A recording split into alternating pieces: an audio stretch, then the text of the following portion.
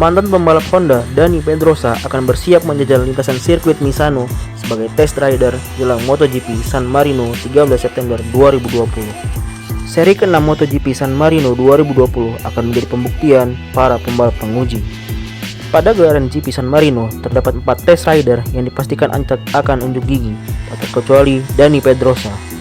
Dilansir sportfit.com dari motoscience.s, Dani Pedrosa tengah bersiap memulai kembali tugasnya jelang MotoGP San Marino 2020. Menurut rencana, Pedrosa dan 3 test rider lainnya akan menjajal motor di sirkuit Misano pada 10 September mendatang. Semenjak ditunjuk sebagai test rider tim KTM, Pedrosa telah berhasil membuat motor pabrikan Austria itu semakin kompetitif. Terbukti di musim ini, 2 rider KTM yakni Brad Binder dan Miguel Oliveira sukses memenangi 2 seri. Brad Binder yang berhasil menjuarai MotoGP Republik Ceska 2020 akhir Juli lalu, sedangkan Miguel Oliveira meraih podium kemenangan pada seri MotoGP Styria 2020 yang berlangsung akhir pekan lalu. Sangat menarik untuk melihat kembali aksi mantan pembalap Repsol Honda tersebut di lintasan. Pembalap tim Monster Energi Yamaha, Valentino Rossi, mengaku terpukau dengan perkembangan Suzuki di MotoGP 2020. Ia melihat ada peningkatan yang signifikan yang terjadi di tim Suzuki tersebut, terutama dalam hal akselerasi terhadap motor GSX-RR milik Suzuki tersebut.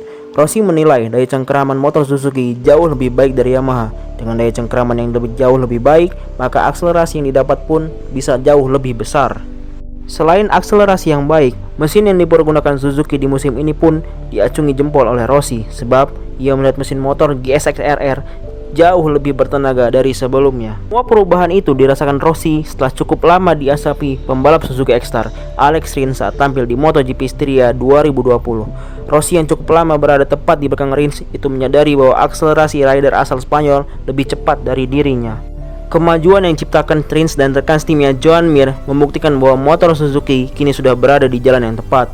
Hal itu pun menjadi sebuah kabar yang sangat baik untuk Rossi dan juga Yamaha. Suzuki telah bekerja keras dan meraih hasil yang baik.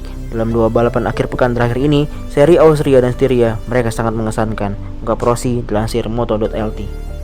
Saya membelok ke belakang Alex Rins dan di antara satu tikungan dan tikungan lainnya, akselerasinya lebih cepat daripada saya. Berarti Suzuki telah menemukan jalan yang tepat. Hal itu juga jelas menjadi kabar baik untuk kami, karena jika demikian, maka seharusnya kami juga bisa meningkatkan diri seperti yang dilakukan Suzuki, tutur pembalap asal Italia tersebut. Pembalap Ducati Andrea Dovizioso dan KTM kompak menyesal mencapai kata sepakat untuk bekerja sama di MotoGP 2021. Hal ini dinyatakan oleh manajer pribadi Dovizioso, Simone Battistella, dan direktur KTM Motorsport, Pete Beyer pada Sky Sport. Pada Mei 2020, Dovizioso memang dikabarkan melakukan negosiasi serius kepada KTM. Nyusun resmi gabungnya Jack Miller ke Ducati Team dan kabar bahwa Pol Espargaro bertekad hengkang ke Repsol Honda.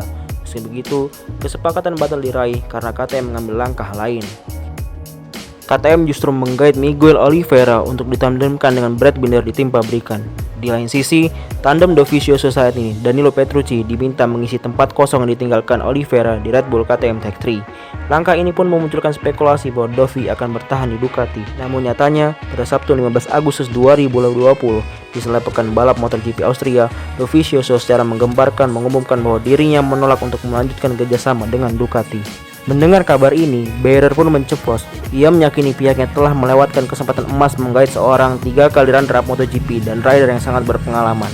Situasi ini sungguh menyakitkan karena Dovi merupakan pembalap sekaligus teman yang sangat baik. Kami sempat bicara 2 bulan lalu, ucap Beyer.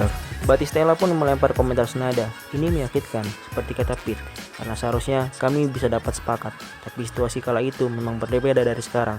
Soal finansial, Andrea setuju-setuju saja. Dalam negosiasi kami tak pernah berkata, turuti mau kami atau kami tak terima tawaran. KTM ini segera mengambil keputusan, padahal mereka bisa menunggu.